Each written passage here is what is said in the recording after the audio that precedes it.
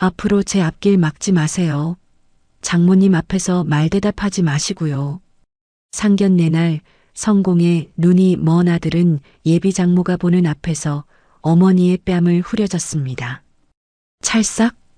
뺨에 번지는 불타는 통증보다 아들의 눈에 서린 잔인한 야망에 어머니의 심장은 갈갈이 찢어졌습니다. 그 순간 아들의 눈을 보며 그녀는 조용히 결심했습니다. 자신이 아들에게 준 모든 것을 가장 고통스러운 방식으로 되찾아오기로 말이죠. 오늘도 사연 시작합니다. 고급 한정식당의 VIP 룸 안에는 숨막히는 침묵만이 감돌았습니다. 상견례를 위해 정갈하게 차려진 최고급 음식들은 이미 온기를 잃은 채 식어가고 있었죠. 창호지 문 너머로 들어오는 햇살이 방 안을 비추고 있었지만 그곳의 냉랭한 기운을 녹이기에는 역부족이었습니다. 제가 생각했던 것보다는 많이 평범하시네요. 길고 긴 침묵을 깬 것은 예비 사돈인 오현숙이었습니다. 그녀는 경애의 머리부터 발끝까지를 마치 값싼 물건 감정하듯 훑어보며 말했어요. 수백만 원짜리 명품 정장을 완벽하게 차려입은 자신과 달리 경애는 동네 시장에서나 볼 법한 검정 정장을 입고 있었으니까요. 아, 그런가요? 제가 명품이나 그런 거에 관심이 없다 보니 경애는 낡고 해진 가방 손잡이를 하얗게 질릴 때까지 꽉 움켜쥐며 간신히 대답했습니다. 자신도 모르게 어깨는 잔뜩 움츠러들어 금방이라도 사라질 듯 작아 보였죠. 그리고 옆에 앉은 아들 지훈의 얼굴이 싸늘하게 굳어지는 것이 보였습니다. 지훈 씨는 한의사라고 했죠? 방송 출연도 한다고 들었는데. 현숙이 지훈을 바라보며 물었습니다. 네, 방송국 의학 자문 패널로도 활동하고 있고요. 아, 그렇군요. 그런데 예비 사부인께서는 어떤 일을 하시나요? 그 질문에 경애가 작은 목소리로 아들 눈치를 보며 말했어요. 저는 집안일하고 가끔 나가서 청소일도 하고 있습니다. 청소일이요? 아이고. 현숙의 입에서 탄식과 비웃음이 섞여 터져나오고 그녀의 눈썹이 경멸하듯 하늘로 치솟았습니다. 그 순간 지훈의 머릿속은 새하얗게 비워지는가 싶더니 이내 몇 달 전의 과거로 빠르게 되돌아갔습니다. 그날도 KBJ 방송국 복도는 분주한 스태프들로 붐비고 있었습니다. 건강 프로그램 방송을 성공적으로 마친 지훈이 복도를 걸어 나오자 맞은편에서 눈부신 아우라를 뿜어내는 세라가 우아하게 걸어오고 있었죠. 당대 최고의 아나운서다운 완벽한 자태였습니다. 지훈은 이미 그녀의 어머니 오현숙이 방송계의 영향력이 대단한 사람이며 그들이 가진 인맥과 재력이 어느 정도인지 모두 파악한 상태였습니다. 실례합니다. 혹시 박지훈 선생님 아니세요? 세라가 먼저 말을 걸어왔지만 이것은 모두 지훈이 치밀하게 계획한 우연이었습니다. 그는 며칠 전부터 세라의 동선을 파악해 이 복도에서 마주칠 이 순간을 계산하고 또 계산했던 것이죠. 아, 네. 윤세라 아나운서님이시군요. 평소에 팬이었습니다. 오늘 방송 정말 인상 깊었어요. 한의학을 어쩜 그렇게 쉽고 재미있게 설명해 주세요? 꼭 한번 이야기를 나눠보고 싶었어요. 그날 이후 두 사람은 자연스럽게 만남을 이어갔죠. 근데 지훈 씨 어머님은 뭐 하시는 분이세요? 아, 그냥 집에서 살림하시는 평범한 주부예요.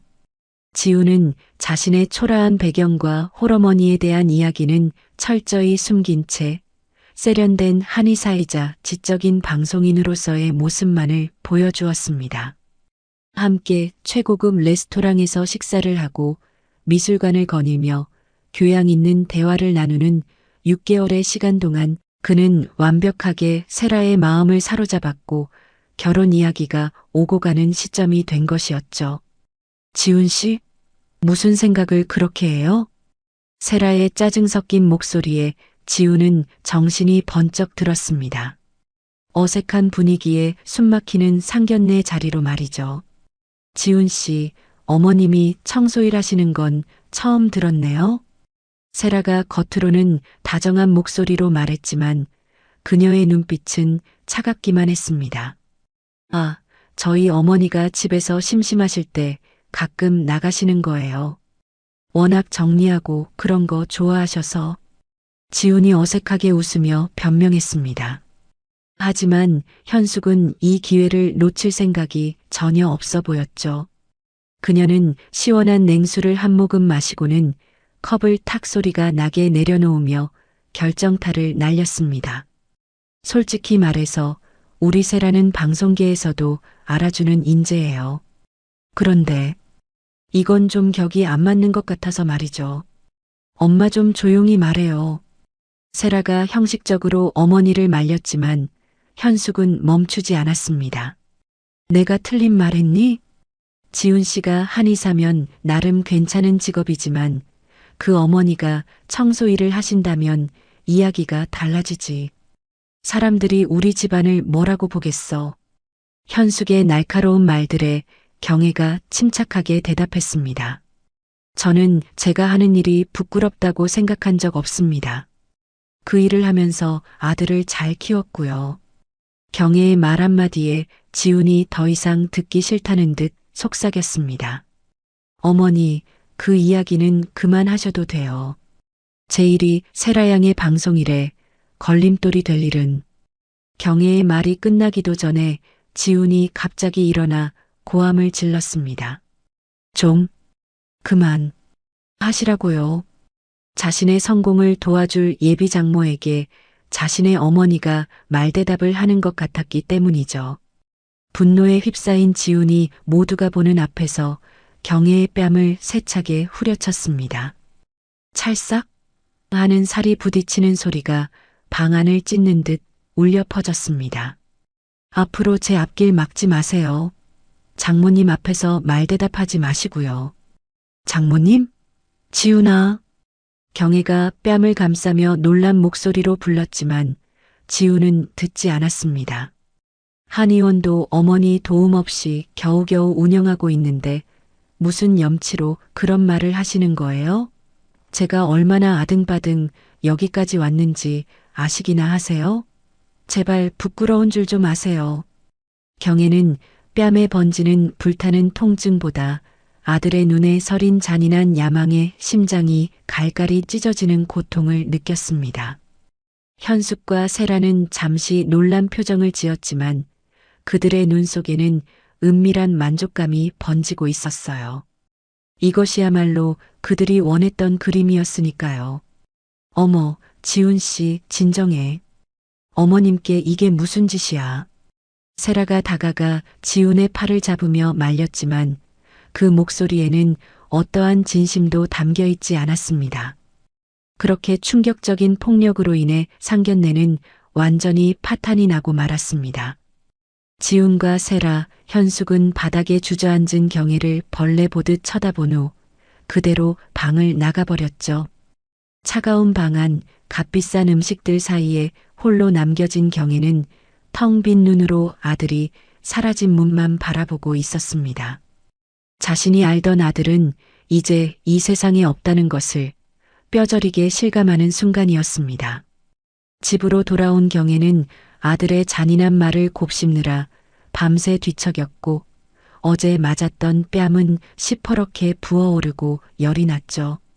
그때 현관문이 거칠게 열리고 아들 지훈이 차가운 분노를 온몸에 휘감은 채 들어섰습니다. 지훈아, 너 어제. 경애가 애써 몸을 일으키며 아들에게 어제 일을 물으려 했지만 지훈은 어머니의 퉁퉁 부은 얼굴을 보고도 눈 하나 깜짝하지 않았습니다. 그는 안부 인사 대신 주머니에서 꺼낸 두툼한 돈 봉투를 밥상 위로 집어 던졌습니다. 퍽 하는 둔탁한 소리와 함께 봉투가 바닥으로 미끄러져 떨어졌습니다. 이걸로 우리 인연은 끝입니다. 이게 무슨 돈이니? 경혜의 목소리가 가늘게 떨려왔습니다. 지우는 얼음장보다 차가운 목소리로 대답했어요. 정상금입니다. 그동안 저를 길러주신 값이라고 생각하세요. 넉넉히 넣었으니 걱정 마시고요. 야, 박지훈. 네가 엄마한테 어떻게 이럴 수가 있어. 엄마, 이제 그런 소리 하지 마세요. 지훈이 손가락질까지 하며 경멸적으로 쏘아붙였습니다. 저는 성공할 겁니다. 이 지긋지긋한 가난에서 벗어날 거예요. 그래도 널 부족함 없이 키웠어. 대체 내가 뭘 그렇게 잘못했니? 경혜의 목소리가 울음과 함께 터져 나왔습니다. 하지만 지훈의 마음속에는 이미 세라가 속삭였던 달콤한 성공의 약속만이 가득했습니다. 잘못한 걸 아직도 모르시겠어요? 어머니의 존재 자체가 제 인생의 가장 큰 잘못이고 오점이에요. 지훈이 방안을 미친 사람처럼 왔다 갔다 하며 소리쳤습니다. 제가 얼마나 피 터지게 노력해서 이 자리까지 왔는데 어머니 때문에 다 망칠 뻔했다고요. 결혼식엔 올 생각도 하지 마세요. 내가 언제 너한테 짐이 된 적 있었니? 그렇게 벌어서 널 한의사 만든 거야. 경혜가 아들에게 다가가려 했지만 지우는 마치 더러운 것을 피하듯 뒤로 물러섰습니다. 윤세라가 어떤 사람인지 아세요? 제가 성공할 수 있는 발판이 될 거예요. 지우는 바닥에 떨어진 돈 봉투를 구둣발로 툭 걷어찼습니다. 현실을 직시하세요. 어머니가 내 발목을 잡고 있다는 이 지긋지긋한 현실을요. 그 돈 가지고 어디든 가세요. 시골이든 어디든 다시는 내 눈에 띄지 않는 곳으로 꺼지시란 말입니다. 경혜는 그저 말없이 바닥에 나뒹구는 돈 봉투와 아들의 얼굴을 번갈아 보았습니다. 그녀의 눈에서 슬픔과 애원의 빛이 빠르게 사라지고 있었죠. 대신 그 자리에는 수십 년 묵은 서슬퍼런 분노와 차가운 결심이 얼음처럼 얼어붙기 시작했어요. 지우는 어머니의 눈빛이 변한 것을 전혀 눈치채지 못했습니다. 그는 마지막 일격을 가하는 것에만 집중하고 있었죠. 내 빛나는 미래를 위해서라면 어머니라는 존재는 솔직히 말해서 수치스럽고 역겹습니다. 그 잔인한 말이 방 안에 메아리 쳤습니다. 지훈이 경멸의 눈빛을 마지막으로 던지고 문을 향해 돌아섰습니다. 그가 문손잡이를 잡았을 때 등 뒤에서 나지막한 목소리가 들려왔습니다. 박지훈. 지훈이 돌아보지 않은 채 대답했습니다.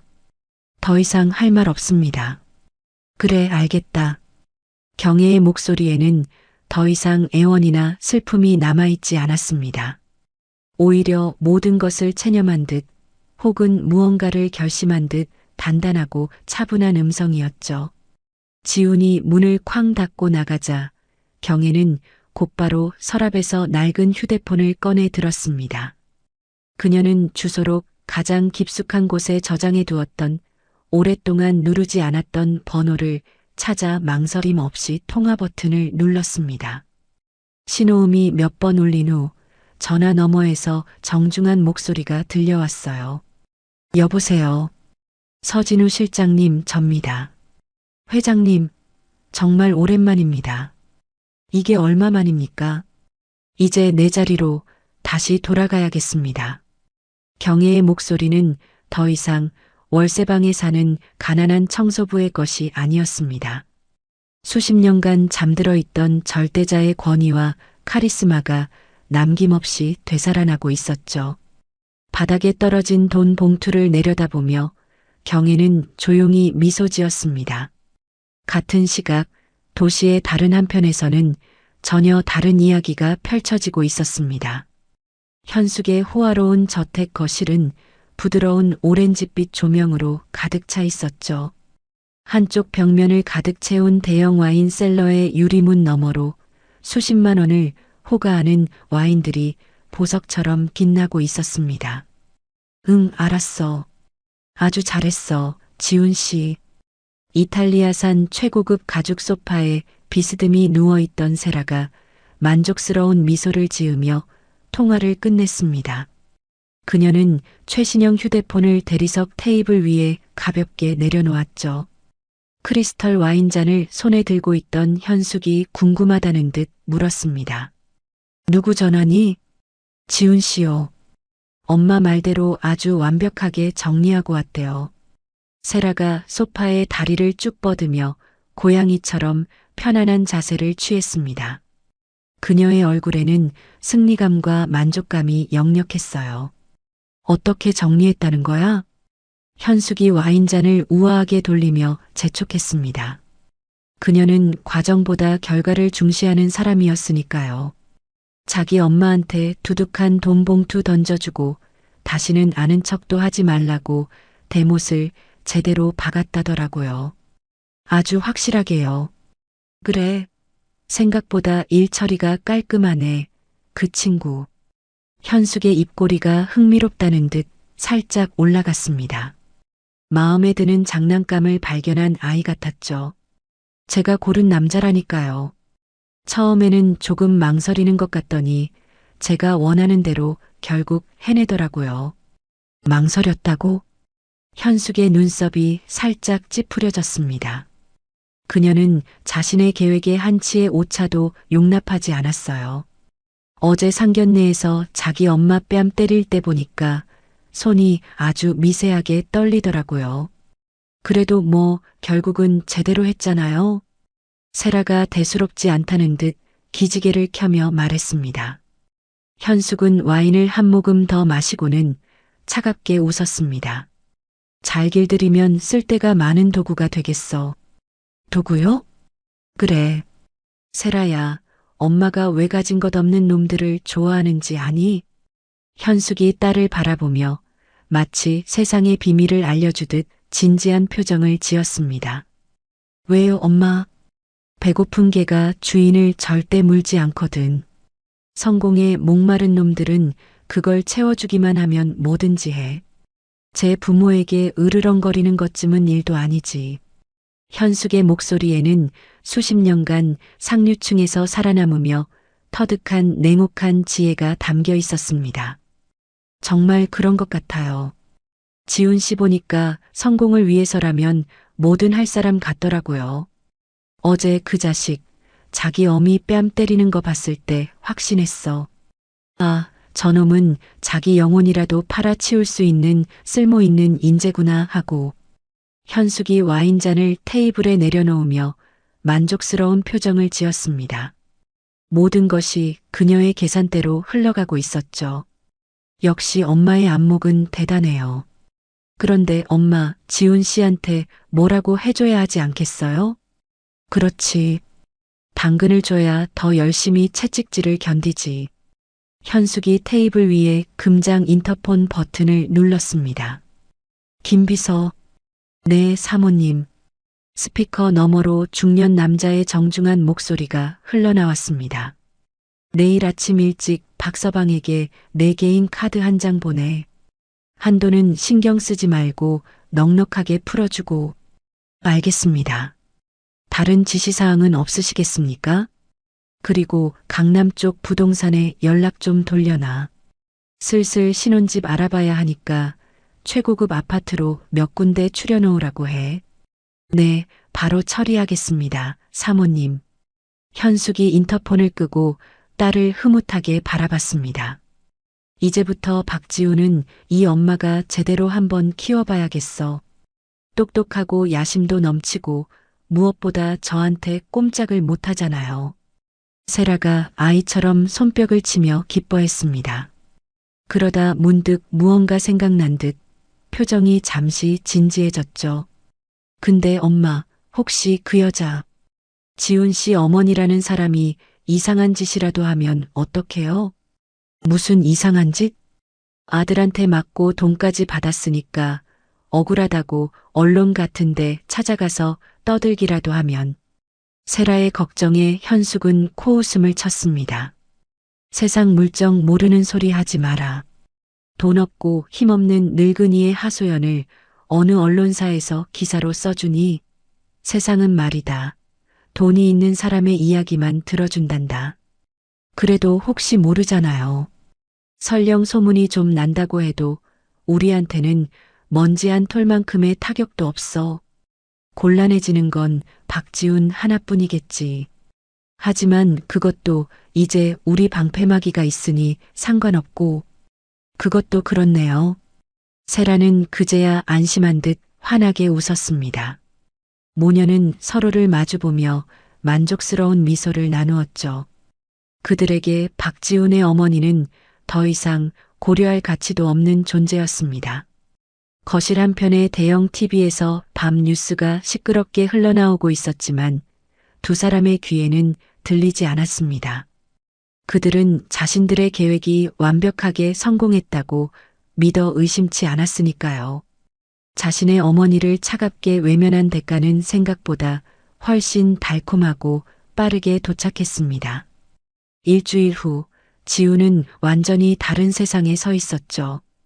강남의 최고급 주상복합 아파트 모델하우스. 그와 세라는 이제 곧 부부가 될 사람들처럼 다정하게 손을 맞잡고 있었습니다. 며칠 전 현숙이 우리 사위에게 주는 첫 선물이라며 채워준 수백만 원짜리 명품 시계가 지훈의 손목에서 번쩍였습니다. 어때, 지훈 씨? 이 집 마음에 들어? 세라가 거의 운동장만 한 거실을 우아하게 둘러보며 물었습니다. 바닥부터 천장까지 이어진 거대한 통유리 창 너머로 서울의 심장부와 한강이 그림처럼 펼쳐져 있었어요. 정말 꿈만 같아. 지훈이 너클 잃은 채 대답했습니다.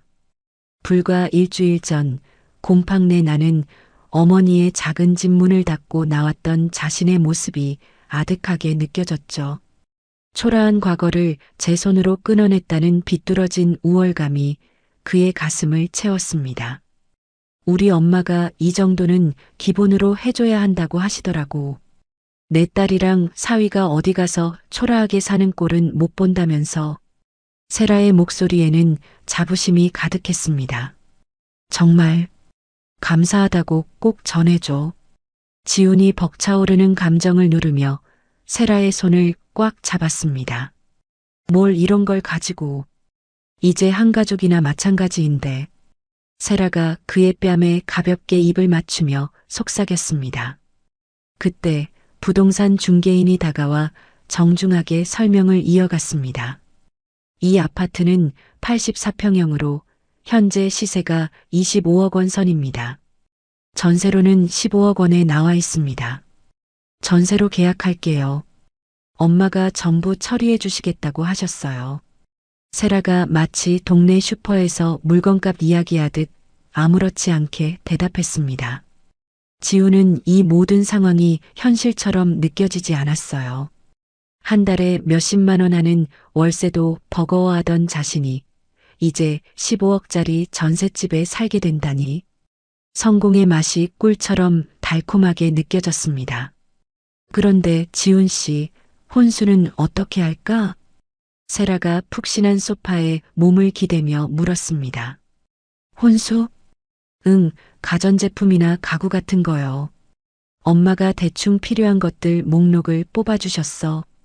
세라가 명품 핸드백에서 종이 한 장을 꺼내 건넸습니다. 그 종이에는 유럽 명품 가구부터 최신형 가전제품까지 수억 원에 달하는 혼수 목록이 빼곡히 적혀 있었습니다. 에이, 이거 내가 준비해야 돼? 지훈의 목소리가 저도 모르게 살짝 떨렸습니다. 세라는 그런 그를 귀엽다는 듯 쳐다보며 웃었죠. 걱정하긴. 엄마가 카드 주셨잖아. 그걸로 해결하면 돼. 한도 같은 건 신경 쓸 필요도 없으니까. 지우는 주머니 속에서 묵직하게 느껴지는 현숙의 이름이 새겨진 법인카드를 만지작거렸습니다. 이 모든 것이 온전한 자신의 것이 아니라는 사실을 알았지만 동시에 이 아찔한 부유함에 영혼까지 잠식당하고 있는 자신을 발견했습니다. 그날 저녁 세 사람의 다음 행선지는 강남의 한 고급 백화점 귀금속 매장이었습니다. 매니저가 직접 나와 그들을 VIP룸으로 안내했죠. 곧이어 벨벳 상자에 담긴 눈부신 다이아몬드 반지들이 테이블 위에 놓였습니다. 이 반지는 3캐럿 다이아몬드로 GIA 감정서가 첨부된 최상급 제품입니다. 가격은 8천만 원입니다. 직원의 설명에 지훈의 눈이 휘둥그레졌습니다. 네, 8천만 원이요? 어머니에게 던져준 돈의 몇 배에 달하는 금액이었습니다. 현숙은 그런 지훈의 등을 가볍게 토닥이며 여유롭게 웃었습니다. 우리 박서방, 뭘 그렇게 놀라나? 우리 세라 손가락에 낄 건데 이 정도는 기본이지. 우리 세라가 행복해야 이 엄마도 행복한 거고 그러려면 박서방이 기죽지 않고 당당해야지. 현숙의 따뜻한 말에 지훈은 진심으로 감동했습니다. 자신을 이토록 인정해주고 아껴주는 사람이 또 있을까 싶었죠. 어머니의 얼굴은 이제 기억 속에서 희미해지고 있었습니다. 정말 뭐라고 감사의 말씀을 드려야 할지 모르겠습니다. 인사는 무슨, 앞으로 우리 세라 눈에 눈물 나게 할 일만 없으면 돼. 현숙이 만족스러운 표정으로 말했습니다. 지훈은 고개를 숙이며 굳게 다짐했습니다. 물론입니다, 어머님. 제 목숨을 걸고서라도 세라 씨를 행복하게 만들겠습니다. 그래, 바로 그 마음이면 된다. 현숙이 웃으며 직원에게 카드를 건넸습니다. 모든 것이 순식간에 끝났죠. 백화점을 나서는 지훈은 마치 세상을 다 가진 기분이었습니다. 밤하늘의 별들이 모두 자신을 위해 빛나고 있는 것만 같았어요. 자, 이제 신혼여행 계획도 짜야지. 유럽 일주 어떠니? 한 달 정도 넉넉하게 다녀와. 네, 한 달씩이나요? 한의원을 그렇게 오래 비워도 될지 걱정이 앞섰지만 현숙은 호탕하게 웃었습니다. 우리 딸 신혼여행인데 한 달이 길어? 지훈은 이 모든 사치와 호의에 완전히 도취되었습니다. 어머니를 버린 대가로 얻은 성공의 맛은 그의 죄책감을 마비시키고도 남을 만큼 달콤했죠. 그의 머릿속은 이제 오직 부와 명예에 대한 탐욕으로 가득 차 있었습니다. 지훈이 어머니를 버린 대가로 얻은 거짓 행복에 취해 있던 바로 그 시각. 서울의 밤이 한눈에 내려다 보이는 최고층 펜트하우스에서 그의 모든 것이 감시당하고 있었습니다. 책상 위에 놓인 사진들 속에서 지훈과 세라가 웃고 있었죠. 김경애는 그 모습을 아무런 표정 없이 응시하고 있었습니다. 회장님, 지훈 군은 오늘도 강남 일대에서 쇼핑을 즐겼습니다. 정장 차림의 서진우 비서실장이 정중하게 보고했습니다. 예물 반지 가격이 8천만 원이었다고 했나? 경애의 목소리는 얼음장처럼 차갑고 건조했습니다. 네, 맞습니다. 오현숙 씨가 개인 카드로 직접 결제했습니다. 그렇군. 경애는 사진 속에서 세상 가장 행복한 미소를 짓고 있는 아들의 얼굴을 바라봤습니다. 아들이 배신을 대가로 얻은 저 환한 웃음이 그녀의 가장 끔찍했던 과거를 날카롭게 찔러왔어요. 순간 산이 속 지훈의 얼굴 위로 다른 얼굴이 겹쳐 보였습니다. 까마득한 20년 전 남편 박동혁이 사업 동업자 강태식과 함께 웃고 있던 모습이었죠. 그때 태식은 남편의 어깨를 다정하게 두드리며 말했습니다. 형님, 우리 이번 사업만 성공하면 정말 고생 끝입니다. 20년 우정이 헛되지 않았네요. 그럼 자네 덕분이야, 태식아. 난 자네만 믿네. 남편은 세상 모든 것을 다 가진 사람처럼 환하게 웃었습니다. 하지만 불과 한 달 뒤, 태식은 회사의 모든 자금을 빼돌리고 잠적했습니다.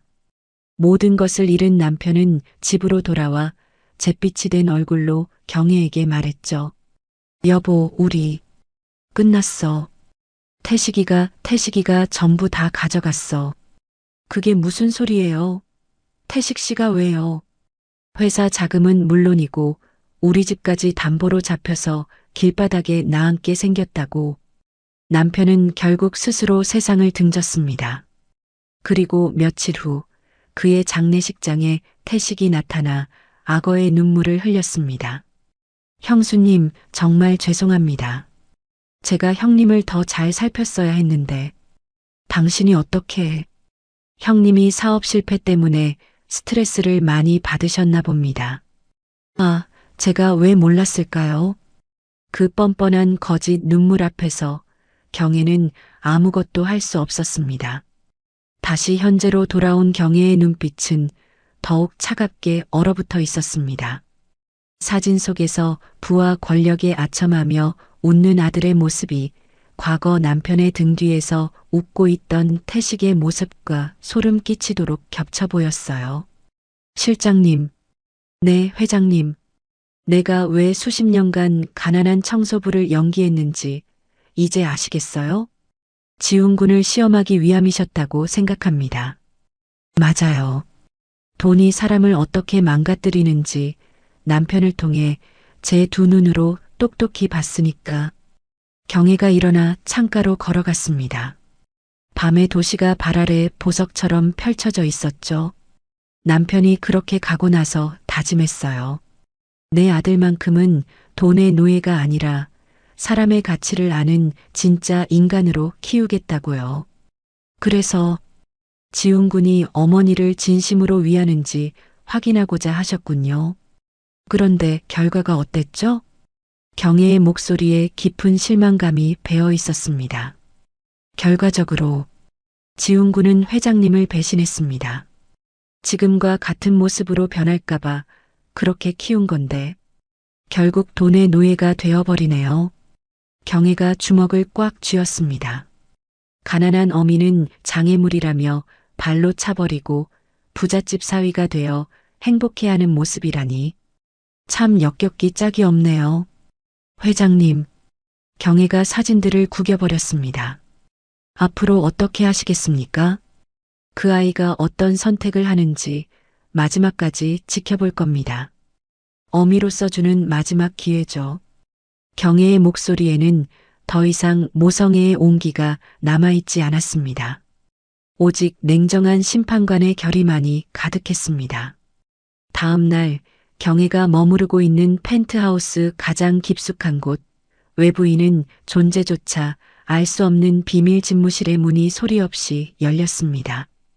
그곳은 화려한 거실과는 달리 오직 목적만을 위해 존재하는 차갑고 기능적인 공간이었습니다. 서진우 비서실장이 두툼한 파일철을 들고 들어서자 거대한 스크린 앞에 서 있던 경애가 그를 맞았습니다. 요청하신 모든 자료의 수집과 분석이 완료되었습니다. 회장님. 진우가 수십 개의 파일들을 거대한 원목 책상 위에 정렬하며 보고했습니다. 그의 얼굴에는 한치의 오차도 없는 완벽한 임무 수행에 대한 자신감이 서려 있었죠. 고생 많았어요, 서 실장. 어디 한번 확인해 볼까요? 경애가 리모컨을 누르자 그녀의 등 뒤에 있던 벽면 전체가 하나의 거대한 스크린으로 변했습니다. 화면에는 오현숙과 그녀의 가족, 그리고 그들이 운영하는 회사를 중심으로 한 온갖 비리 정보들이 거미줄처럼 복잡하게 얽혀 나타났습니다. 먼저 오현숙의 탈세 내역부터 시작하겠습니다. 진우가 레이저 포인터로 화면의 한 부분을 가리키며 설명하기 시작했습니다. 그의 목소리는 낮고 침착했죠. 지난 10년간 총 12개의 유령 회사를 이용해 소득을 분산시키는 방식으로 약 120억 원의 세금을 탈루했습니다. 자금 흐름과 회계 장부 원본까지 모두 확보했습니다. 증거는 차고 넘치겠군. 네. 이것만으로도 최소 10년 이상은 감옥에서 보낼 수 있습니다. 진우가 다음 화면으로 넘기며 설명을 이어갔습니다. 다음은 정관계 로비 내역입니다. 국회의원 3명, 차관급 공무원 7명에게 명절과 기념일마다 정기적으로 뇌물을 제공해 왔습니다. 화면에는 고급 식당의 밀실이나 골프장에서 현금이 든 봉투와 쇼핑백이 오가는 흐릿한 CCTV 영상들이 차례로 재생되었습니다. 날짜와 장소, 금액까지 정확히 기록되어 있었죠. 이런 영상들은 어떻게 손에 넣은 겁니까? 오현숙 본인이 보험용으로 모든 거래를 몰래 촬영해 왔습니다. 저희는 그 자료가 보관된 비밀 금고를 통째로 입수했을 뿐입니다. 스스로 무덤을 팠군요. 어리석기는. 경혜의 입가에 얼음 조각 같은 차가운 미소가 잠시 어렸습니다. 진우는 또 다른 화면을 띄웠습니다. 사업 비리도 상당합니다. 방송 프로그램 제작비를 부풀려 차액을 빼돌리고 광고 수주 과정에서 거액의 뒷돈을 챙기는 등 현재까지 확인된 것만 총 15건입니다. 그 딸 윤세라는 어떻습니까? 그 어머니의 그 딸입니다, 회장님. 아나운서 특혜 채용 과정에서 방송사 고위 간부에게 금품을 건넨 정황을 포착했고 명문대로 알려진 학력 또한 위조된 것임을 확인했습니다. 가지가지 하는군요. 경혜가 팔짱을 끼며 혀를 찼습니다. 그녀는 화면에 떠 있는 모든 정보를 하나하나 눈에 새기듯 꼼꼼히 살폈습니다. 이 정도면 저들 모녀가 다시는 세상 빛을 보지 못하게 만들 수 있겠어요. 충분하고도 남습니다.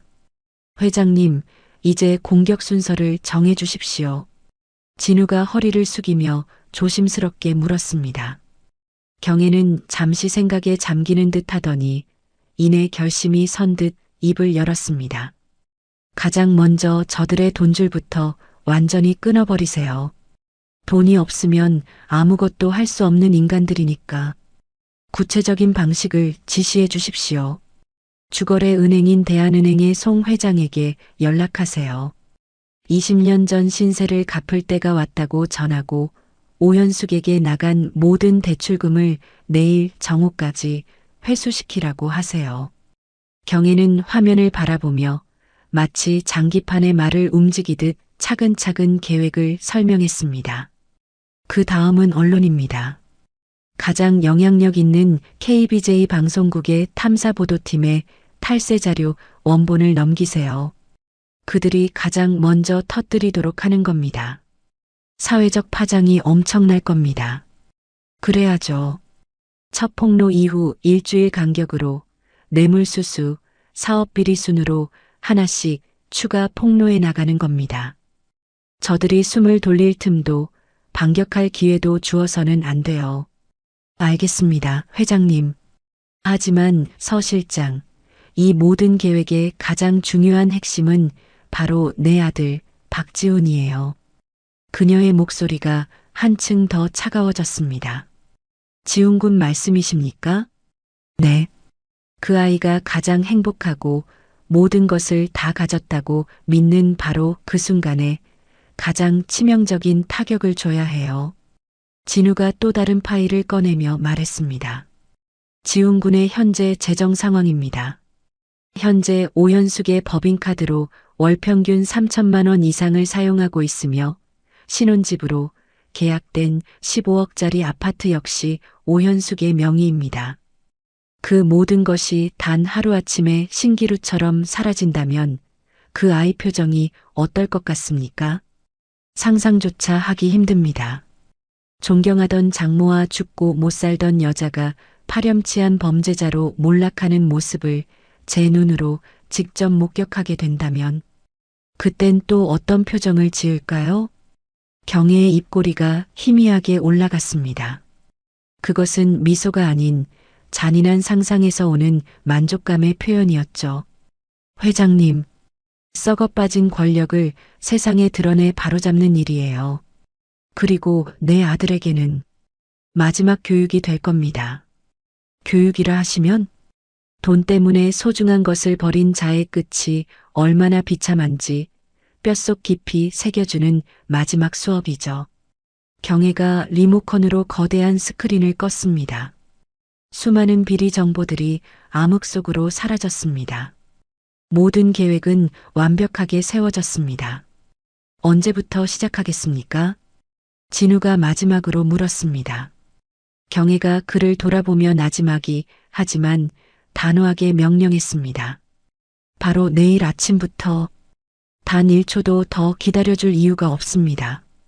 다음 날 아침 늘 그렇듯 분주한 하루를 시작하던 KBJ 방송국 로비에 평소와는 전혀 다른 종류의 긴장감이 번지기 시작했습니다. 모두의 시선이 정문을 향해 쏠렸죠. 유리문이 스르륵 열리자 한 여인이 들어섰습니다. 그녀의 구두 소리가 대리석 바닥 위에서 또각 위험 있게 울려 퍼졌고 소란스럽던 로비는 순간 정적에 휩싸였습니다. 수십 년간 입었던 낡고 해진 옷은 온데간데 없었습니다.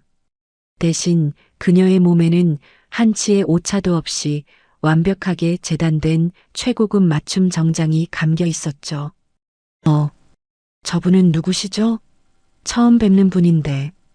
입사한 지 얼마 안 된 젊은 직원이 동료에게 나지막이 속삭였습니다. 글쎄요. 그런데 기운이 정말 대단하시네요. 꼭 영화배우 같아요. 경혜는 로비 중앙을 향해 망설임 없이 당당하게 걸어갔습니다. 그녀의 꼿꼿한 허리와 흔들림 없는 걸음걸이, 모든 것을 꿰뚫어 보는 듯한 그 눈빛에서는 수십 년간 숨겨왔던 절대자의 권위와 카리스마가 자연스럽게 흘러나왔습니다. 처음에는 몇몇 직원들이 어리둥절한 표정으로 그녀를 쳐다볼 뿐이었죠. 하지만 로비 한쪽에서 서류를 정리하던 김 본부장이 그녀를 발견하는 순간 그의 얼굴은 새하얗게 질려버렸습니다. 손에 들고 있던 서류 뭉치가 와르르 바닥으로 쏟아지는 것도 몰랐어요. 회장님, 김 본부장이 황급히 달려와 거의 땅에 머리가 닿을 정도로 90도 인사를 했습니다. 그의 목소리는 공포와 경외심으로 심하게 떨리고 있었습니다. 오랜만에 드립니다, 회장님. 안녕하셨습니까? 그의 우렁찬 목소리에 로비에 있던 모든 사람들의 시선이 경악과 함께 한 곳으로 집중됐습니다. 상황 파악이 빠른 다른 고위 임원들도 김 본부장의 행동을 보고는 마치 전염병처럼 연쇄적으로 허리를 숙이기 시작했죠. 회장님? 대체 무슨 일이야? 본부장님이 저렇게까지 굽실거리는 건 처음 보는데. 그때 방송국에서 20년 넘게 잔뼈가 굵은 한 고참 직원이 경외와 공포가 뒤섞인 목소리로 속삭였습니다. 저분이 바로 전설로만 듣던 우리 방송국의 그림자 회장님이시구나. 그림자 회장님이요? 그래. 이 방송국의 진짜 주인이시라고. 지금 이강민 사장님은 사실 저분이 내세운 대리인에 불과한 거야. 소문으로만 무성하던 진짜 주인의 등장은 순식간에 방송국 전체를 마비시킬 만큼 충격적인 사건이었습니다. 경혜는 주변의 소란에 조금도 아랑곳하지 않고 오직 회장 전용 엘리베이터를 향해 걸어갔습니다. 회장님, 제가 모시겠습니다. 김 본부장이 허둥지둥 따라붙어 엘리베이터 버튼을 눌렀습니다. 엘리베이터가 최고층에 도착하자 회장실 앞에는 현 회장인 이강민이 모든 임원들을 대동한 채 그녀를 기다리고 있었습니다. 그의 이마에는 식은땀이 송골송골 맺혀 있었죠. 회장님, 정말 오랜만입니다. 이렇게 다시 뵙게 되어 영광입니다. 강민이 깍듯하게 인사하며 그녀를 맞이했습니다. 그동안 별일 없었어요? 네, 회장님. 덕분에 별탈 없이 지냈습니다. 어서 안으로 들어가시죠. 강민이 직접 회장실 문을 열어주었습니다. 자신의 자리였던 회장실에 수십 년 만에 들어선 경혜는 창밖을 내려다보며 말했습니다. 이강민 사장님, 내가 이 자리를 당신에게 맡기면서 했던 마지막 말을 기억하고 있습니까? 물론입니다. 한시도 잊은 적 없습니다. 강민이 바짝 긴장한 얼굴로 대답했습니다. 뭐라고 했었죠? 이 방송국을 그 어떤 권력에도 흔들리지 않는 가장 정의로운 목소리로 만들라고 하셨습니다. 맞아요. 그런데 지금 우리 방송국에 아주 정의롭지 못한 세력이 암처럼 뿌리내리고 있더군요. 누구를 말씀하시는지? 오현숙과 그 딸이요.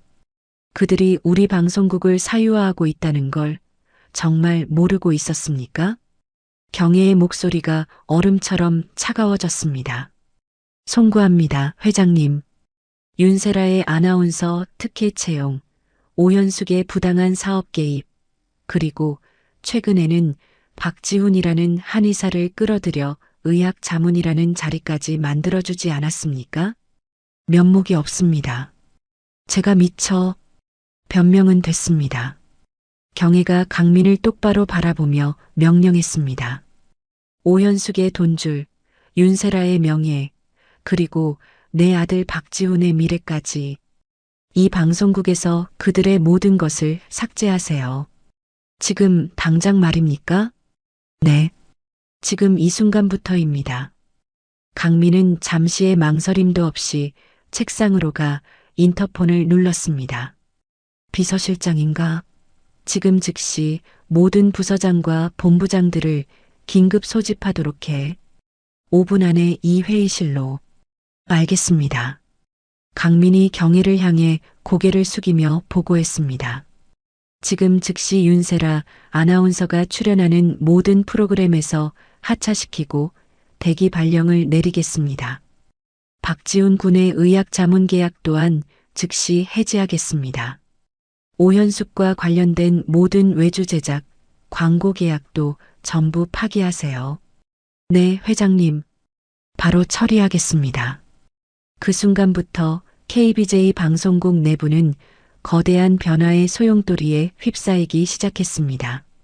각 부서에서는 비상 지시들이 쏟아져 나왔고 직원들은 영문도 모른 채 분주하게 움직였죠. 회장실 창가에 선 경혜는 이 모든 혼란을 말없이 내려다보았습니다. 심판은 그렇게 조용하고도 신속하게 시작되고 있었습니다. 그날 오후 박지훈은 당황한 표정으로 KBJ 방송국 로비에 서 있었죠. 아침에 걸려온 PD의 전화 한 통이 그의 발밑을 송두리째 흔들어 놓았습니다. 박지훈 선생님, 죄송하지만 앞으로 저희 프로그램의 의학 자문은 어려울 것 같습니다. 이유조차 제대로 설명해 주지 않은 차갑고 일방적인 계약 해지 통보였습니다. 도대체 이유가 뭐야? 말도 안 돼. 지훈이 믿을 수 없다는 듯 중얼거리며 엘리베이터에 올랐습니다. 자문위원실이 있는 층에 내리자 평소와는 전혀 다른 냉랭한 공기가 그를 맞았어요. 복도에서 마주친 직원들은 그를 보자마자 화들짝 놀라며 시선을 피하거나 다른 길로 급히 사라져버렸습니다. 마치 전염병 환자를 대하는 듯한 태도였죠. 분위기가 왜 이래? 무슨 일 있는 건가? 지훈이 복도를 걷던 중 화장실 근처에서 직원 2명이 속삭이는 대화가 그의 귓가에 날아와 박혔습니다. 그 스타 한의사 박지훈 말이야. 오늘부로 완전 끝났대. 정말? 갑자기 왜? 며칠 전에 우리 방송국에 나타나셨던 그분 알지? 전설 속의 그림자 회장님. 지훈의 발걸음이 그 자리에 얼어붙었습니다. 알지. 방송국이 아주 발칵 뒤집혔잖아. 바로 그분이 윤세라 아나운서랑 박지훈 둘을 딱 짚어서 당장 내치라고 직접 지시하셨다더라고. 헐, 대체 뭘 그렇게 잘못했길래 회장님이 직접? 그러게 말이야. 아무튼 보통 일이 아닌 건 확실해. 지훈은 머리를 한 대 세게 얻어맞은 듯한 충격에 휩싸였습니다. 자신을 나락으로 떨어뜨린 보이지 않는 거대한 힘의 정체가 그림자 회장이라는 사실에 정신이 아득해졌어요. 대체 누가? 왜 나를? 내가 뭘 어쨌다고? 지훈은 사실을 확인하기 위해 무작정 최고층으로 향했습니다. 엘리베이터 문이 열리자 긴장한 표정의 비서가 그를 막아섰습니다. 죄송합니다. 지금 회장님께서 중요한 회의 중이셔서 잠깐이면 됩니다. 꼭 뵙고 여쭤볼 게 있습니다. 그때 회장실 문이 열리며 이강민 현 회장이 모습을 드러냈습니다. 박지훈 씨 아니십니까? 마침 잘 오셨습니다. 들어오시죠. 강민의 허락에 지훈이 조심스럽게 회장실 안으로 들어섰습니다. 하지만 문을 열고 안으로 들어선 순간 지훈은 그 자리에 그대로 얼어붙고 말았죠. 강민이 90도로 허리를 숙여 깍듯이 모시고 있는 단 한 사람. 최고급 소파에 앉아 자신을 서늘하게 내려다보고 있는 전설의 그림자 회장은 다름 아닌 자신의 어머니 김경애였습니다.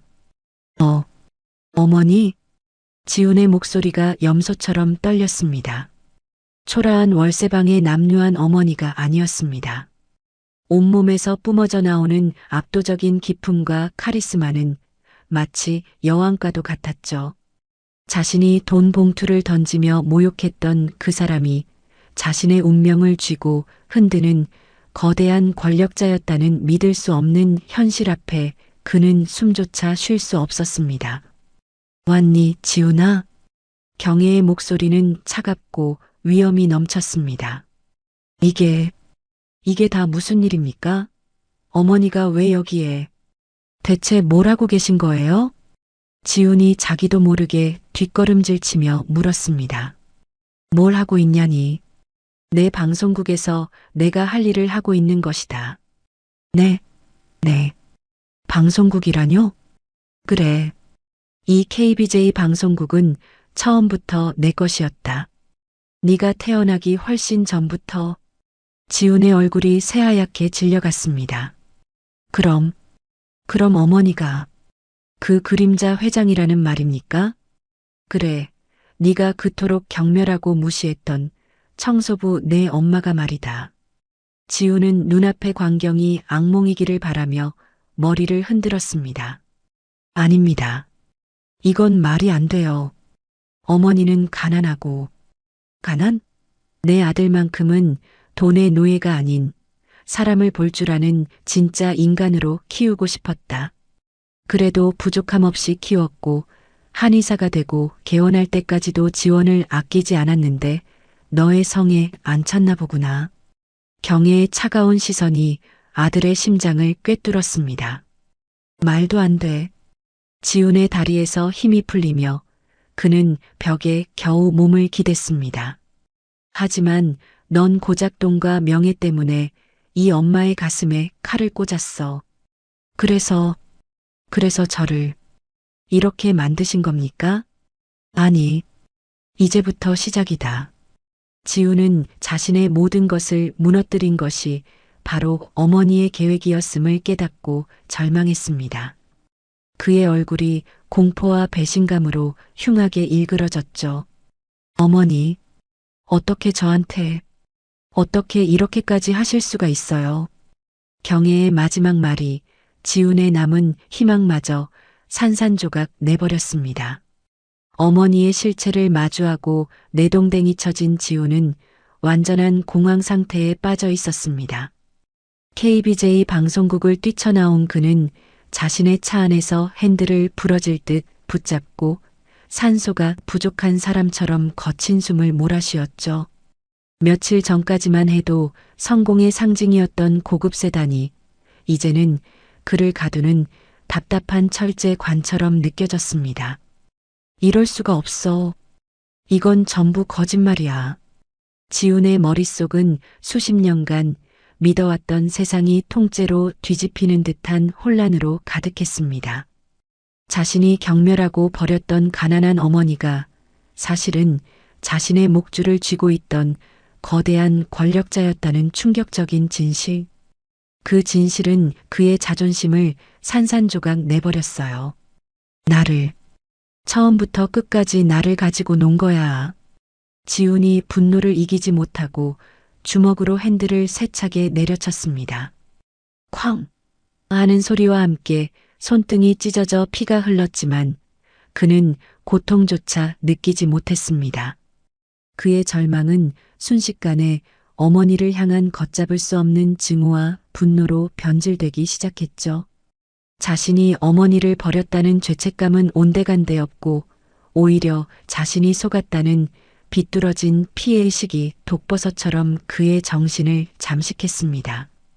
감히 나를 시험해? 네가 뭔데 나를 시험하고 판단해? 지훈이 차에서 내려 비틀거리며 거리를 걸었습니다. 수많은 사람들이 그를 스쳐 지나갔지만 그의 눈에는 아무것도 보이지 않았어요. 그의 마음속에는 오직 시커먼 복수심만이 불타오르고 있었습니다. 이대로 무너질 순 없어. 절대로. 당신이 괴물이라면 나도 기꺼이 악마가 되어주지. 지훈이 주머니에서 휴대폰을 꺼내 무언가를 미친 듯이 검색하기 시작했습니다. 그의 손가락은 분노로 떨리고 있었죠.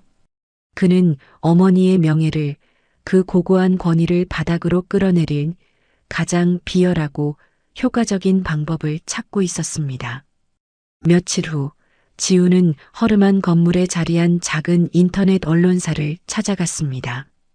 그곳은 익명성을 무기로 돈이 되는 자극적인 기사라면 무엇이든 쓰는 것으로 유명한 곳이었어요. 퀴퀴한 냄새가 나는 상담실에 들어서자 기름진 머리를 한 기자가 그를 맞았습니다. 그래서 제보하고 싶으신 내용이 아주 충격적인 이야기라고요? 기자의 눈이 탐욕으로 번들거렸습니다. 네. 하지만 제 신원은 반드시 비밀로 해주셔야 합니다. 물론입니다. 저희는 제보자 보호가 최우선 원칙이죠. 이런 엄청난 특종을 놓칠 수는 없으니까요. 기자가 음흉한 미소를 지으며 녹음기를 켰습니다. 자, 그럼 처음부터 차근차근 말씀해 보시죠. 박지훈 씨. 지훈이 깊은 숨을 한번 내쉬고 준비해온 거짓말들을 비단처럼 풀어놓기 시작했습니다. 그의 연기는 완벽에 가까웠어요. 사실 저희 어머니는 제가 어릴 때부터 정신적으로 많이 불안정하셨습니다. 정신적으로 불안정했다고요? 어떤 식으로 말입니까? 과대망상증이 아주 심하셨습니다. 늘 자신이 세상에 숨겨진 실력자고 대단한 재벌이라고 착각하며 사셨죠. 지훈의 목소리는 슬픔에 잠긴 아들을 연기하며 가늘게 떨렸습니다. 그래서 구체적으로 어떤 일이 있었나요? 제가 한의사가 되어 방송에 나가며 조금씩 유명해지자 어머니의 망상증이 폭발하기 시작했습니다. 제 이름을 팔아 자신이 진짜 재벌 행세를 하기 시작한 거죠. 기자의 눈이 흥미롭다는 듯 반짝였습니다. 이건 그야말로 대박 기사감이었죠. 어머니가 박지훈 씨의 이름을 팔아서 사기 행각을 벌였다. 이 말씀이신가요? 네, 맞습니다. 자신이 KBJ 방송국의 숨겨진 주인이라는 등 터무니없는 거짓말로 주변 사람들에게 돈을 빌리고 그 모든 책임을 제게 떠넘기려 했습니다. 지훈이 두 손으로 얼굴을 감싸며 마치 흐느끼는 것처럼 어깨를 떨었습니다. 그는 이제 자신을 과대망상증을 앓는 괴물 어머니에게 평생을 착취당하고 버림받은 비운의 천재 의사로 완벽하게 포장하고 있었죠. 정말 힘든 시간을 보내셨군요. 저는 그저 평범한 한의사로 조용히 환자들을 돌보며 살고 싶었습니다. 하지만 어머니의 망상 때문에 제 인생 모든 것이 망가져 버렸어요. 혹시 어머님이 정신과 치료를 받은 기록이 있습니까? 몇 번이고 병원에 모시고 가려 했지만 번번이 실패했습니다. 자신은 정상이니 병원에 가야 할 사람은 바로 너라면서 폭력까지 휘두르셨으니까요. 지훈이 거짓말에 거짓말을 덧붙이며 대중의 동정심에 호소했습니다. 그의 눈물 연기는 너무나도 실감나서 기자마저도 그를 동정하는 듯한 표정을 지었습니다. 마지막으로 대중들에게 하고 싶은 말씀이 있으시다면요? 부모라고 해서 그 존재가 무조건 옳은 것은 아닙니다. 때로는 자식도 자기 자신을 지키기 위해 부모에게서 도망쳐야 할 때가 있다고 그것만큼은 꼭 말씀드리고 싶었습니다. 인터뷰가 끝나자 기자가 만족스러운 표정으로 녹음기를 끄며 말했습니다. 정말 엄청난 이야기네요. 기사가 나가면 파장이 엄청날 겁니다. 독자들이 모두 박지훈 씨의 편이 되어줄 겁니다. 감사합니다. 제 신호는 절대 걱정 마십시오. 유명 한의사 A씨로 완벽하게 익명 처리해 드리겠습니다. 지훈이 언론사를 나서며 차가운 미소를 지었습니다. 어머니가 자신에게 시험 문제를 냈던 것처럼 이제는 자신이 어머니에게 시험 문제를 낼 차례였습니다.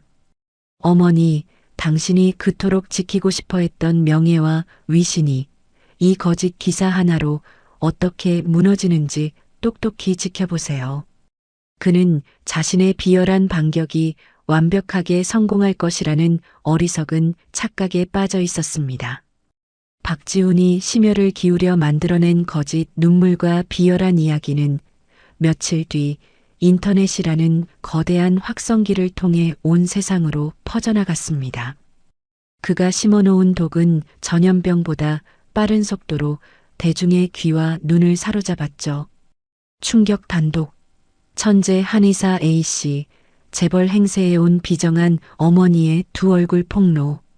자극적인 제목으로 포장된 기사는 공개된 지 1시간도 채 되지 않아 수십만 건의 조회수를 기록하며 온라인을 뜨겁게 달구기 시작했습니다. 기사에는 지훈의 교묘한 거짓말과 계산된 눈물 연기가 마치 한 편의 비극적인 드라마처럼 담겨 있었어요. 온갖 온라인 커뮤니티와 SNS에서는 순식간에 댓글이 폭주하기 시작했습니다. 마치 기다렸다는 듯 여론은 삽시간에 지훈에게 동정적인 방향으로 기울었습니다. 진짜 소름 돋는다. 어떻게 자기 자식을 저렇게까지 이용할 수가 있지? 사람이 아니라 악마다. 과대망상증이면 그냥 정신병자잖아. 저런 사람을 어떻게 믿고 방송국을 맡기냐? 아들이 얼마나 힘들었을까. 인터뷰 보는데 내가 다 눈물이 나네. 힘내세요, 선생님.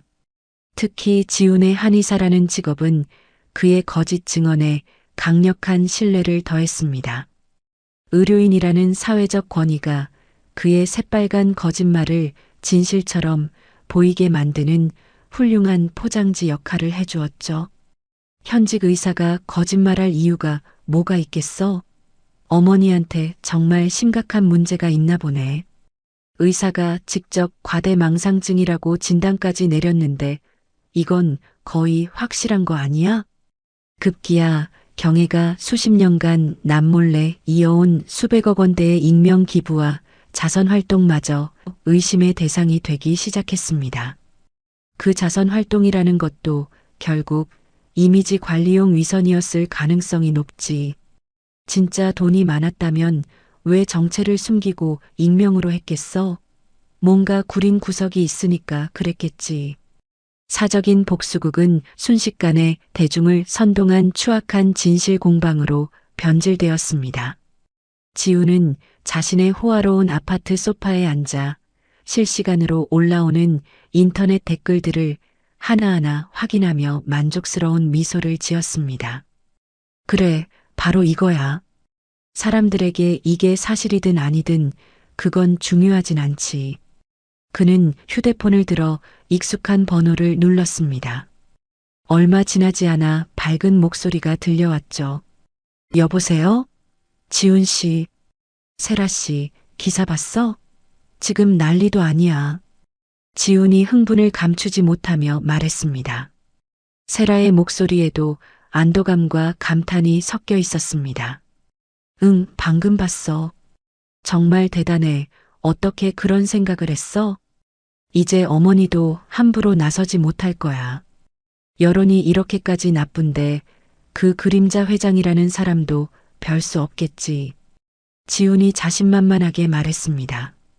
그런데 지훈 씨, 혹시라도 어머니 측에서 공식적으로 반박 기사를 내면 어떡해? 반박해봤자 소용없어.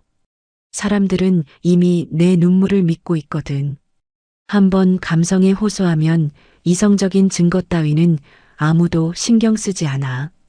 한편 현숙의 저택에서도 모녀가 이 상황을 예의주시하고 있었습니다. 엄마, 지훈이 정말 대단하지 않아요? 궁지에 몰리니까 저런 식으로 공격을 하네. 세라가 팝콘이라도 먹는 듯한 표정으로 흥미롭게 말했습니다. 그래, 역시 내가 고른 사윗감다워. 위기 상황에서 주저앉는 놈인 줄 알았더니 독사처럼 상대의 목을 무는 법을 아는군. 현숙 역시 지훈의 비열한 반격에 꽤 만족스러워하는 눈치였습니다. 그런데 엄마, 그 김경애라는 여자가 정말 KBJ 방송국의 진짜 주인이었다니. 아직도 믿기지가 않아요. 나도 평생을 이 바닥에서 굴렀는데 전혀 몰랐어. 하지만 괜찮아. 이제 저 여자는 지훈이가 만들어낸 진흙탕 속에서 명예가 전부 더럽혀질 테니. 모녀는 지훈의 작전이 완벽하게 성공했다고 믿고 있었습니다. 인터넷에서는 논란이 계속해서 눈덩이처럼 불어나고 있었죠. KBJ 방송국 시청 거부 운동합시다. 정신병자가 소유한 방송국의 뉴스를 어떻게 믿습니까? 광고주 불매 운동도 같이 해야 합니다. 저런 방송국에 광고를 주는 기업도 똑같은 것들입니다. 이건 정부 차원에서 조사해야 할 문제다. 언론사 소유주 자격에 대한 법을 강화해야 해. 지우는 이런 과격한 댓글들을 하나하나 소리내어 읽으며 희열을 느꼈습니다. 어머니, 들려요? 이게 바로 세상의 목소리라는 겁니다. 이제 내가 얼마나 무서운 아들인지 조금은 아시겠어요? 그는 자신이 시작한 이 추악한 진흙탕 싸움에서 마침내 승기를 잡았다고 확신했습니다. 어머니의 소나기에서 벗어나 이제 자신의 힘으로 모든 것을 되돌릴 수 있을 것이라는 치명적인 착각에 깊이 빠져들고 있었죠.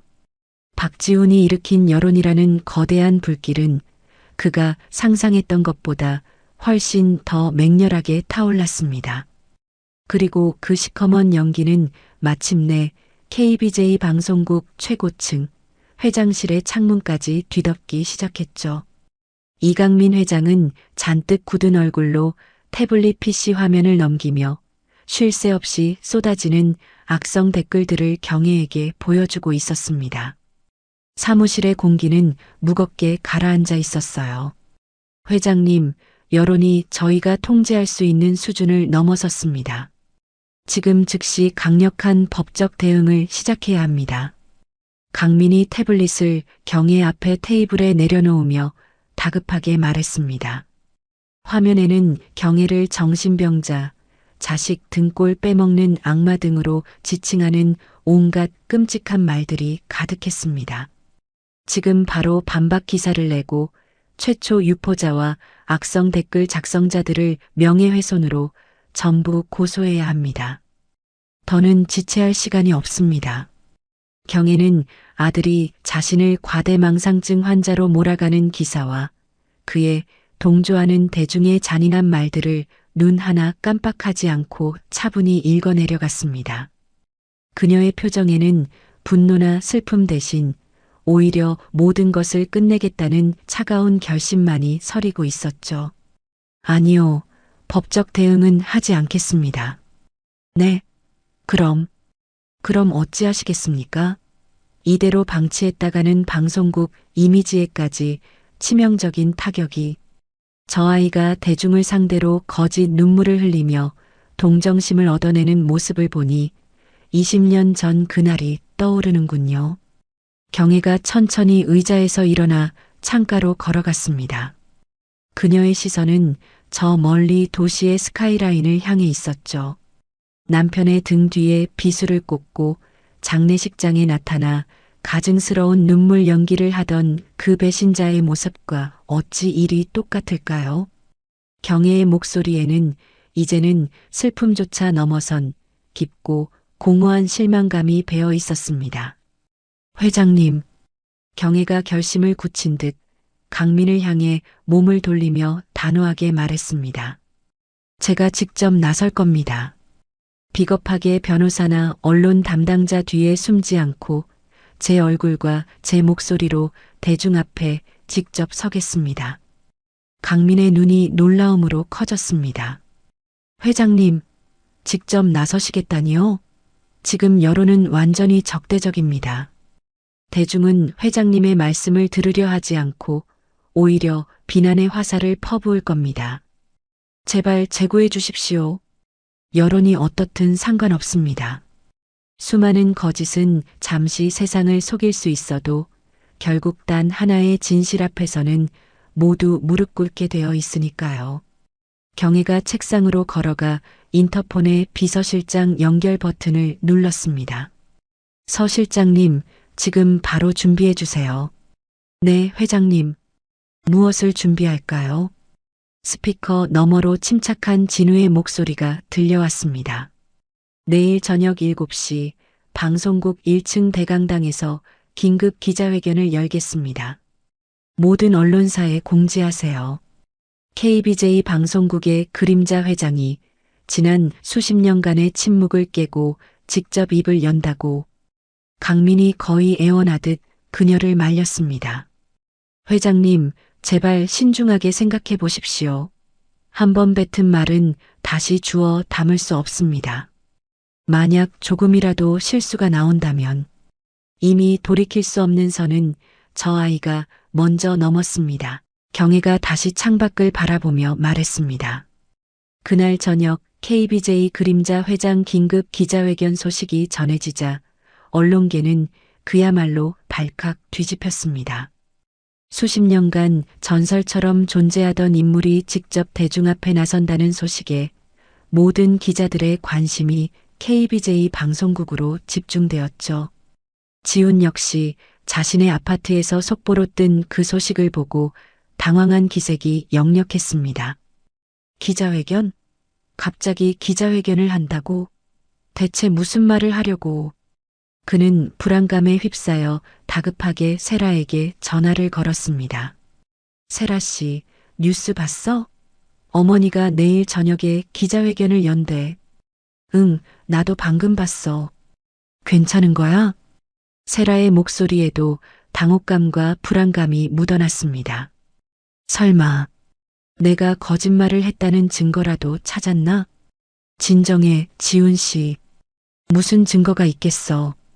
그리고 설령 무슨 말을 한들 지금 여론이 완전히 우리 편인데 사람들이 믿어주기나 하겠어? 세라가 애써 지훈을 안심시켰지만 지훈의 불안감은 쉬이 가라앉지 않았습니다. 아니야. 그래도 너무 불안해. 분명 어머니가 무언가 단단히 준비한 게 틀림없어. 내 예감이 좋지 않아. 지훈의 불길한 예감은 정확했습니다. 경혜는 가장 치명적이고 강력한 한 방을 준비해 둔 상태였죠. 운명의 날 기자회견 시작을 불과 몇 분 앞둔 시각이었습니다.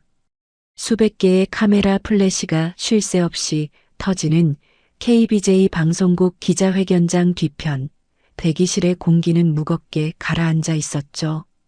경혜는 잠시 눈을 감은 채 대기실 문틈으로 새어 들어오는 기자들의 웅성거림을 듣고 있었습니다. 그녀의 손에는 태블릿 PC가 들려 있었고 그 화면에는 아들의 사회적 생명을 완전히 끊어버릴 반박 불가한 증거들이 담겨 있었어요. 회장님, 이제 10분 후면 시작입니다. 서진우 비서실장이 평소와 달리 긴장된 목소리로 조심스럽게 말했습니다. 알고 있어요. 경혜는 태블릿 화면을 내려다보며 오늘 공개할 파일들을 마지막으로 하나씩 확인했습니다. 첫 번째는 지훈이 세라에게 의도적으로 접근했음을 증명하는 방송국 내 CCTV 영상이었습니다. 두 번째는 지난 수십 년간 지훈의 대학 등록금부터 한의원 개업 자금까지 남몰래 지원해온 비밀 송금 내역이었죠. 그리고 세 번째 파일이 가장 잔인하고 치명적인 증거였습니다. 초라한 월세방에서 지훈이 어머니에게 돈 봉투를 던지며 온갖 폭언을 퍼붓던 그날의 모습이 고화질 CCTV 영상에 생생하게 담겨 있었습니다. 정말로 내가 이걸 세상에 공개해야만 하는 걸까? 경혜의 목소리가 처음으로 희미하게 떨렸습니다. 이 파일들이 공개되는 순간 아들은 다시는 재기할 수 없는 나락으로 떨어질 것이 분명했으니까요. 온 국민 앞에서 파렴치한 거짓말쟁이, 사기꾼, 그리고 페르나로 낙인 찍히게 될 터였습니다. 순간 경혜의 머릿속에 갓난아기였던 지훈의 모습이 스쳐 지나갔습니다. 자신의 손가락을 꼼지락거리며 잡던 작고 따뜻한 손, 서툴게 첫걸음을 떼며 자신을 향해 달려오던 아기자기한 모습. 엄마, 엄마.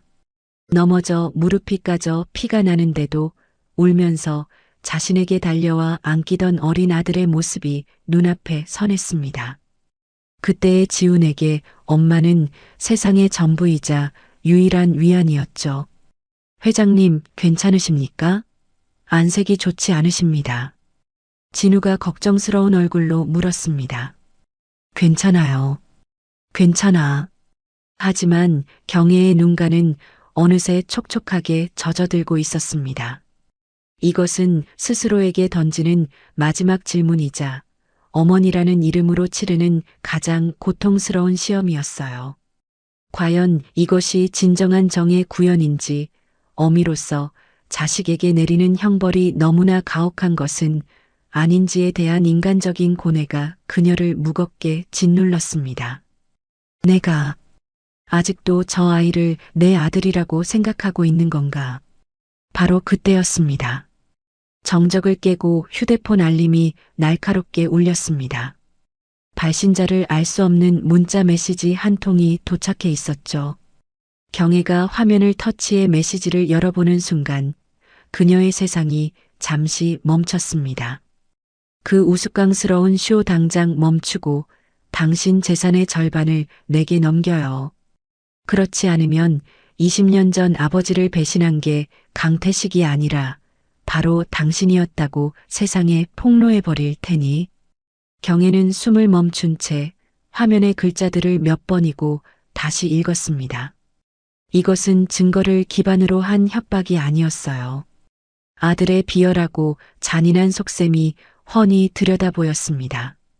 평생을 남편이 당한 배신이라는 트라우마 속에서 살아온 어머니의 가장 깊은 상처를 건드려 그녀를 정신적으로 무너뜨리려는 가장 악랄한 심리 공격이었죠. 진실이 어떻든 아들이 직접 나서서 우리 어머니가 아버지를 배신했다고 눈물로 호소하면 대중은 또다시 이 진흙탕 싸움에 열광할 것이라는 계산이었습니다. 아들은 죽은 아버지의 명예와 어머니의 가장 신성한 기억까지 더럽혀서라도 이 싸움에서 이기려 하고 있었습니다. 순간 경혜의 눈앞에 남편의 장례식장에서 거짓 눈물을 흘리던 배신자 강태식의 얼굴과 돈 봉투를 던지며 자신을 저주하던 아들 지훈의 얼굴이 완벽하게 하나로 겹쳐졌습니다. 경혜의 눈빛에서 마지막까지 남아있던 일말의 연민과 모성애가 뜨거운 증기처럼 남김없이 증발해버렸습니다. 그녀를 괴롭히던 모든 고뇌가 사라지고 그 자리에는 얼음보다 차가운 경멸과 강철 같은 결심만이 남았습니다. 회장님, 이제 시간입니다. 진우의 목소리가 들렸습니다. 너는 내 아들이 아니야. 그냥 구제불능의 괴물일 뿐이야. 경혜는 조용히 휴대폰 화면을 끄고 어떤 미동도 없는 무표정한 얼굴로 자리에서 일어났습니다. 이것은 구제불능의 괴물에게 내리는 마지막 심판이 될 것이었어요. 그녀는 태블릿을 단단히 쥔 채 기자회견장의 밝은 조명을 향해 한 걸음 내디뎠습니다. 어머니로서의 마지막 고뇌를 끝낸 경혜의 등 뒤로 대기실의 문이 열렸습니다. 그녀가 들어서자 수백 개의 렌즈와 눈동자가 일제히 한 곳을 향했습니다. 마치 거대한 파도처럼 터져나오던 카메라 플래시 세례가 단상 위로 오르는 그녀의 위험 있는 발걸음 앞에 거짓말처럼 멎었죠. KBJ 방송국 기자회견장은 숨막히는 정적에 휩싸였습니다. 안녕하십니까? KBJ 방송국의 김경애입니다. 마이크를 통해 울려 퍼진 그녀의 첫마디에 기자들이 술렁이기 시작했습니다. 그 목소리에는 조금의 떨림도 없었고 표정은 호수처럼 차분하고 고요했어요. 며칠 전부터 저와 제 아들에 대한 악의적이고 거짓된 기사들이 세상을 시끄럽게 하고 있습니다. 저는 오늘 그 모든 거짓에 대한 진실을 밝히기 위해 이 자리에 섰습니다. 경애가 준비해온 태블릿을 연단 위에 올려놓았습니다.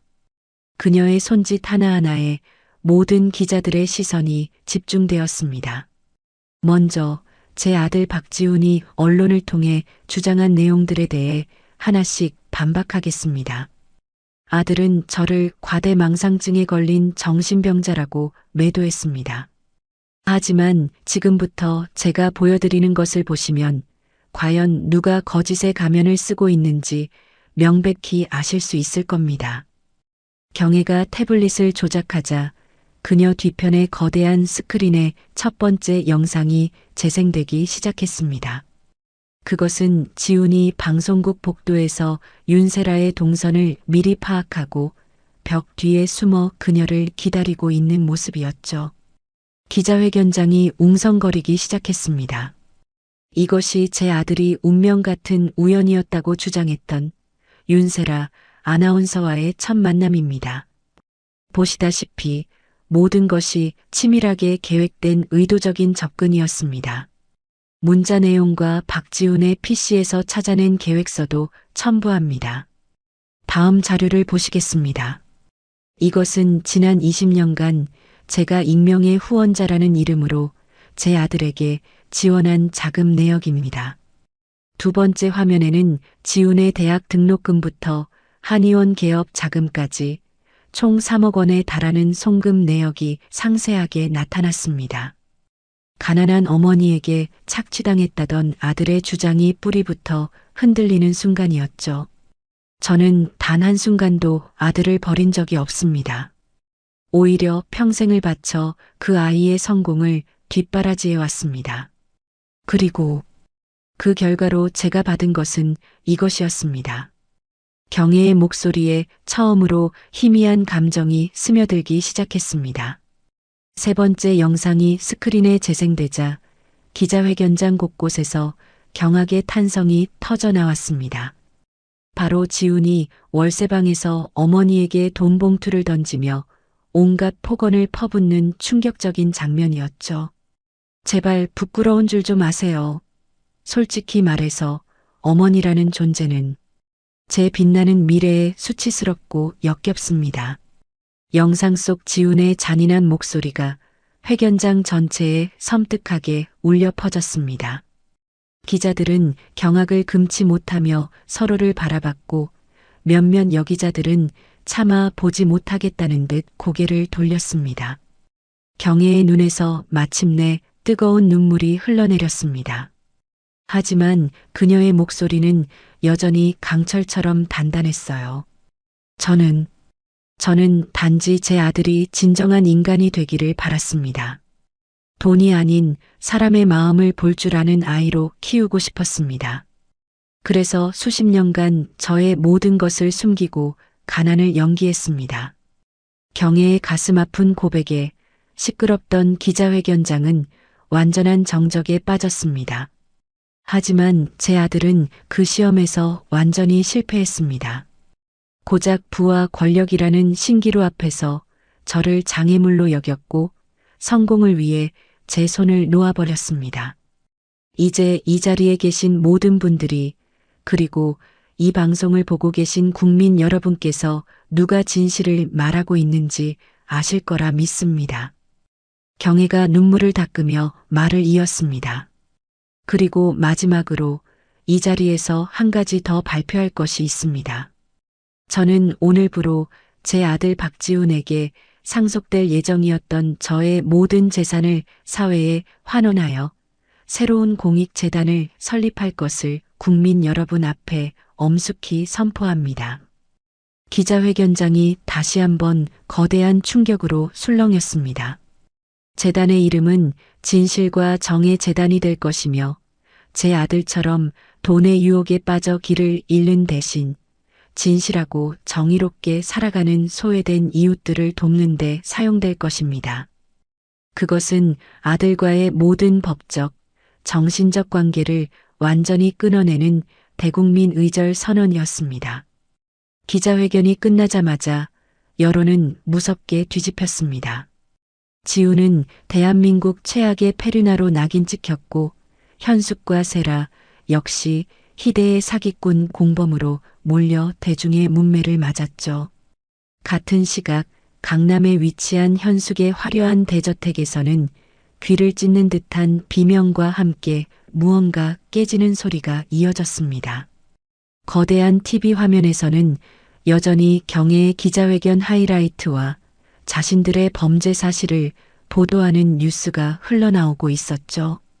바닥에는 값비싼 크리스털 와인잔이 산산조각 나 있었고 소파 쿠션은 아무렇게나 내동댕이 쳐져 있었습니다. 네가 저 시궁창에서 굴러먹던 놈을 사윗감이라고 집안에 끌어들여서 이 사달을 만든 거야. 평생 유지해온 우아함은 온데간데 없이 현숙이 머리를 쥐어뜯으며 딸을 향해 악을 썼습니다. 그녀의 얼굴은 분노와 공포로 흉하게 일그러져 있었어요. 내 말이 틀려? 네가 남자 보는 눈이 그렇게도 없어서 저런 쓰레기 같은 놈한테 홀라당 넘어가지만 않았어도 엄마야말로 좋다고 했잖아요. 세라 역시 눈물 콧물로 범벅이 된 얼굴로 소리쳤습니다. 성공의 굶주린 개라면서 길들이기 쉬운 쓸모 있는 도구라면서 엄마가 더 신나서 부추겼잖아요. 시끄러워. 이 쓸모없는 것. 내 20년 공든 탑을 네가 남자 하나 잘못 만나서 전부 무너뜨렸어. 현숙이 손에 잡히는 대로 근처의 도자기 화병을 집어들어 벽에 던져버렸습니다. 와장창 하는 요란한 소리와 함께 화병이 박살났습니다. 세라는 이제 거의 실신 직전인 듯 바닥에 주저앉아 울부짖었습니다. 이제 우린 어떡해. 내 인생은, 내 방송 인생은 이제 다 끝났어. 다 끝났다고. 내 인생? 지금 내 인생이 문제야? 우리 집안이 통째로 망하게 생겼는데.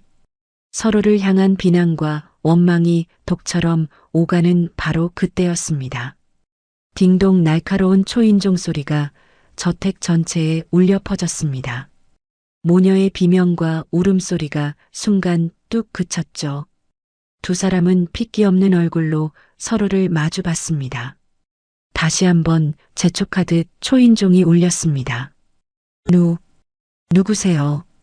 가정부가 떨리는 목소리로 인터폰을 받자 스피커 너머로 차갑고 기계적인 목소리가 흘러나왔습니다. 서울중앙지검입니다.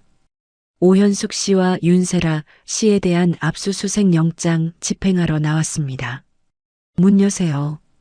그들이 쌓아 올렸던 모든 부와 명예는 단 하루아침에 신기루처럼 무너져 내렸습니다. 곧이어 검찰의 압수수색이 시작되었고 탈세와 뇌물수수, 업무상 배임 등 온갖 혐의로 현숙과 세라는 나란히 법정에 서게 되었습니다. 한때 그들 앞에서 고개를 숙였던 모든 이들은 등을 돌렸고 도움이 필요할 때마다 울리던 전화기에서는 차가운 신호음만이 되돌아왔죠. 거대한 저택과 별장, 외제 차들은 모두 압류되어 헐값에 팔려나갔고 모녀는 호화로웠던 과거와는 비교할 수도 없는 작고 허름한 빌라의 월세방으로 쫓겨났습니다. 화려했던 과거는 악몽이 되어 매일 밤 그들을 괴롭혔고 서로의 얼굴을 보며 책임을 떠넘기고 원망을 퍼붓는 것이 그들의 유일한 대화가 되었습니다. 몇 년 후 경애는 진실과 정의 재단의 이사장으로서 사회의 존경을 한몸에 받는 삶을 살고 있었습니다. 그녀는 용서 대신 나눔을 통해 비로소 내면의 평화를 찾았습니다. 어느 날 오후 재단 업무를 마치고 차를 타고 가던 그녀는 우연히 한 대규모 공사 현장을 지나게 되었습니다. 그곳에서 흙먼지를 뒤집어 쓴 채 안전모를 쓰고 힘겹게 벽돌을 나르는 한 남자와 차창 너머로 잠시 눈이 마주쳤습니다. 한때 대한민국 최고의 스타 한의사였던 아들, 지훈이었습니다. 그는 이제 하루 벌어 하루를 먹고 사는 고된 막노동꾼이 되어 있었죠. 경애의 눈빛에는 더 이상 사랑도, 증오도, 연민도 담겨 있지 않았습니다. 그녀는 그저 무심히 조용히 운전기사에게 말했습니다. 출발하세요. 차는 한치의 미련도 없이 앞으로 나아갔습니다. 지우는 멀어져가는 검은 세단을 망연자실하게 바라보며 들고 있던 벽돌을 흙바닥에 떨어뜨렸습니다. 그의 얼굴에는 뒤늦은 후회와 지독한 절망의 그늘만이 깊게 새겨져 있었습니다. 하지만 이미 모든 것은 너무나도 늦어버린 뒤였습니다. 오늘 이야기 어떠셨나요? 혹시 끝까지 함께 해주신 분이 계시다면 잘 들었다고 댓글 하나만 남겨주세요. 여러분에게도 따뜻하고 빛나는 날들이 찾아올 거예요. 구독과 좋아요는 다음 이야기를 이어가는 큰 힘이 됩니다. 지금까지 오늘도 사연이었습니다. 더 깊고 따뜻한 이야기로 다시 찾아뵐게요. 편안한 하루 보내세요. 감사합니다.